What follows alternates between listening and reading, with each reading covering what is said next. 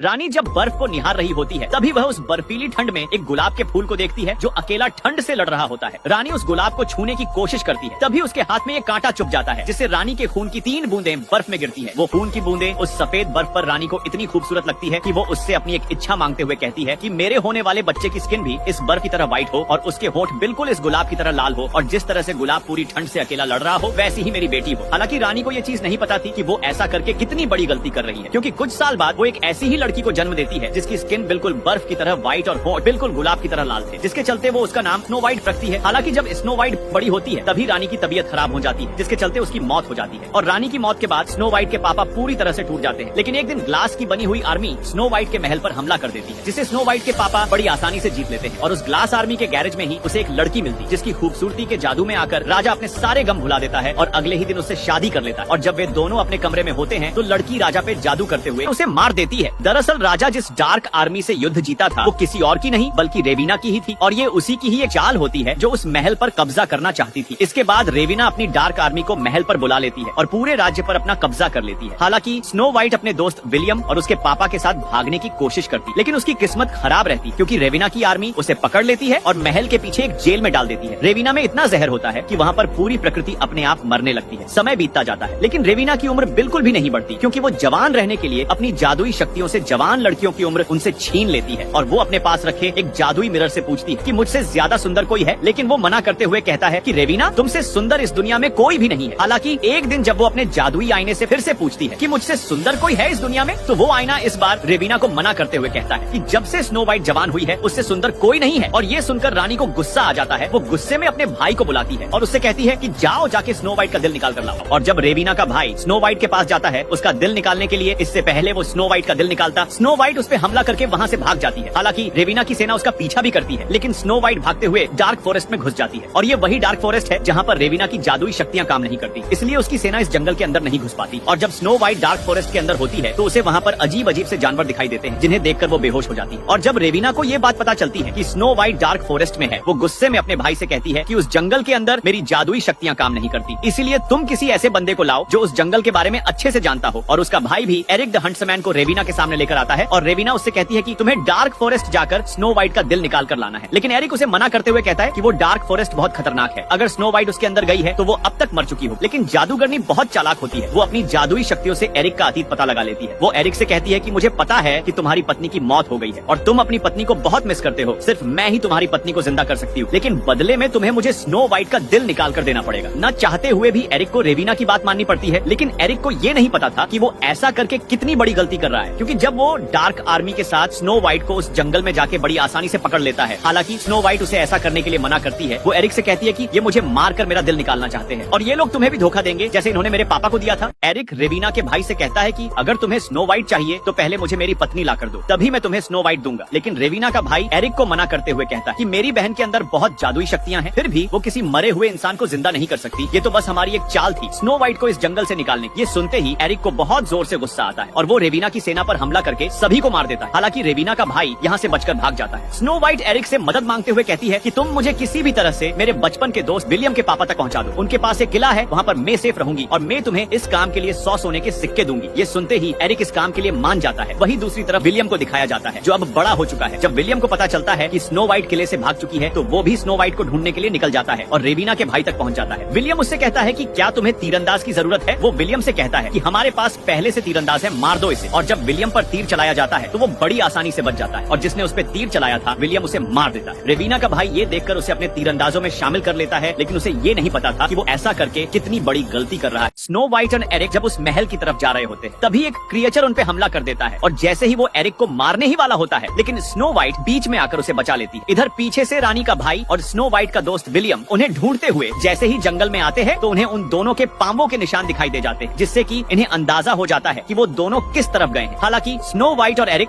चलते चलते एक गांव में पहुंच जाते हैं जहां पर सभी लोगों ने अपने फेस खराब कर रखे होते हैं ताकि जादूगरनी इनसे इनकी जवानी ना छीन ले। इधर रानी के भाई को भी किसी तरह पता चल जाता है कि स्नो व्हाइट गांव में है, इसलिए वो उस गांव में आकर पूरे गांव में आग लगा देता है। हालांकि स्नो व्हाइट की किस्मत अच्छी रहती है क्योंकि एरिक उसे गांव से बचा के एक जंगल में ले जाता है जहाँ पर उन्हें 8 बोने मिलते हैं जो उन्हें पकड़कर एक पेड़ से बांध देते हैं। और जैसे ही वो इन्हें मारने वाले होते हैं तभी इनमें से एक बोना बोलता है कि सिर्फ स्नो व्हाइट ही है जो जादूगरनी रेविना को मार सकती है, इसलिए ये लोग इन दोनों को छोड़ देते हैं। स्नो व्हाइट और एरिक वो रात इन्हीं के साथ बिताते हैं और अगली सुबह स्नो व्हाइट को एक प्यारा सा हिरण दिखाई देता है जिसे देखकर वो बहुत खुश होती है। लेकिन उसी जगह रानी के भाई की सेना उन पर हमला कर देती है। हालांकि एरिक को पता चल जाता है कि रानी के भाई ने ही उसकी वाइफ को मारा है, इसलिए वो गुस्से में रानी की पूरी सेना को मार देता है। और जैसे ही वो विलियम को मारने वाला होता है वो उसे बताता है कि मैं तो स्नो व्हाइट का दोस्त हूँ, मैं बस स्नो व्हाइट की मदद करने के लिए आया हूँ। इसके बाद सभी बोने स्नो व्हाइट और उसके दोस्त विलियम की महल की तरफ जाने लगते हैं। दूसरी तरफ रानी को जब पता चलता है कि उसके भाई को स्नो व्हाइट ने मार दिया है, इसीलिए वो गुस्से में खुद ही स्नो व्हाइट को मारने का प्लान बनाती है। इसलिए वो स्नो व्हाइट की दोस्त विलियम का एक डुप्लीकेट बनाती है और स्नो व्हाइट के पास जाकर उसे एक जहरीला सेब देती है। स्नो व्हाइट भी बिना सोचे समझे उस सेब को खा लेती है जिससे उसकी मौत हो जाती है। हालांकि रानी को सबसे ज्यादा जवान दिखने के लिए स्नो व्हाइट का दिल चाहिए था और जैसे ही वो स्नो व्हाइट का दिल निकालने वाली होती है तभी स्नो व्हाइट का असली दोस्त और एरिक आ जाते हैं। रानी को ना चाहते हुए भी यहाँ से भागना पड़ता है। विलियम स्नो व्हाइट की डेड बॉडी को देखकर बहुत ज्यादा रोने लगता है। इसके बाद विलियम और एरिक उसकी डेड बॉडी को लेकर महल में आ जाते हैं। इधर एरिक भी बहुत ज्यादा दुखी होता है क्योंकि वो स्नो व्हाइट को बचा नहीं सका। स्नो व्हाइट की डेड बॉडी उसके सामने रखी हुई थी, इसीलिए वो उसके पास जाकर रोने लगता है। लेकिन तभी सब्सक्राइब फॉर नेक्स्ट पार्ट।